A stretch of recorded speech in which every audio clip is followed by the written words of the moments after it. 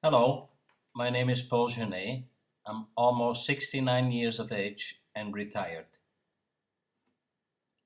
The first thing on my bucket list is to find out whether or not I could make it to the top of the Mont Ventoux on my e-bike. There's only one way to find out, by taking my e-bike, equipped with Bosch motor and 400 watt-hour lithium battery, and drive it to the mountain.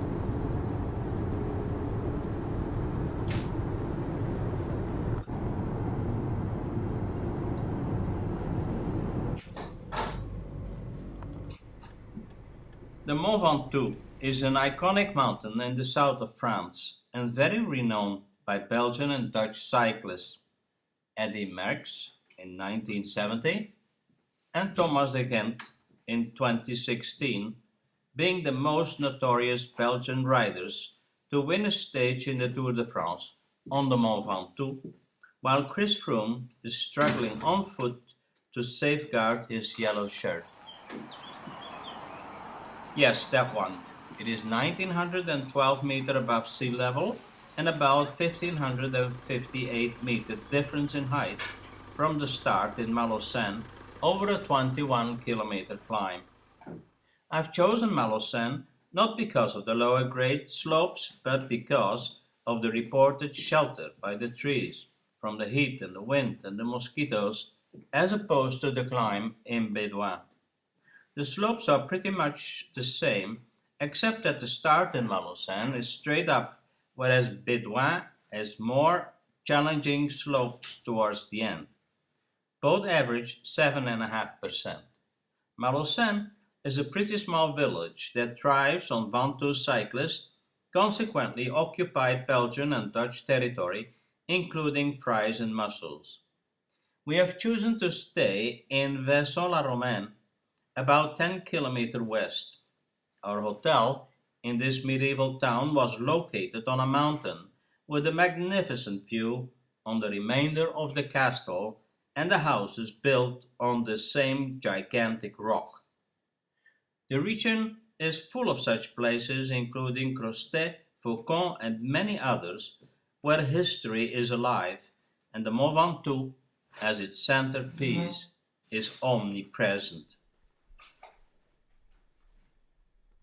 Since my ability to reach the top depends on my own physical performance as much as on the battery capacity, I started out with a 5-kilometer test.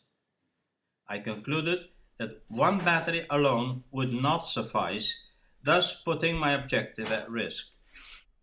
This finding was confirmed by a local e-bike rental company who convinced me to hire a second battery or a second bike equipped with exactly the same support.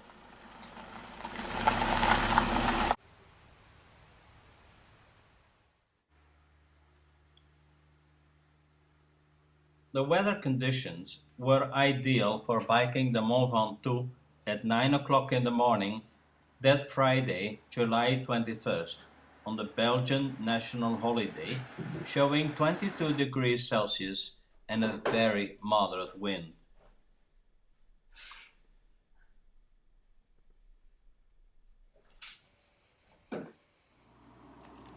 I drove the rented bike for about 13 kilometers when I decided to switch for my own. The reach on the display indicated 5 kilometers left for 8 kilometers to go. Given that I enjoyed all-day road support from my wife, the switch was very easy to make.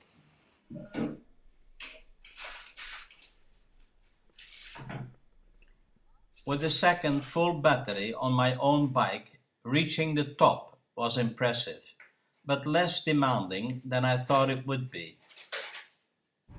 At about 12 kilometers per hour average, I finished the endeavor successfully after 1 hour and 52 minutes biking.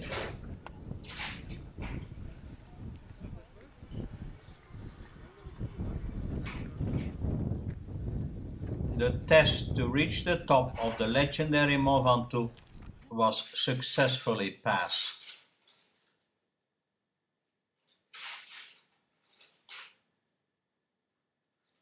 These are moments to rejoice.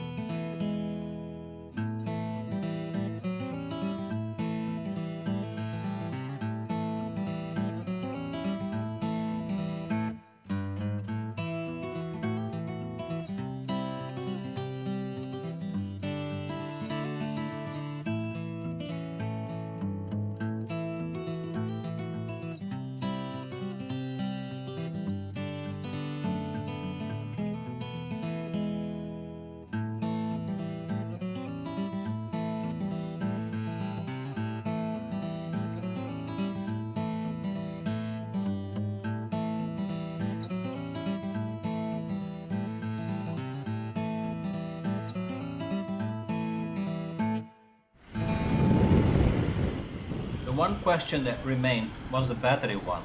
Could I make it with less assistance on one battery only? Again, I took my own bike and fully charged battery to the test, 2 days after the first climb.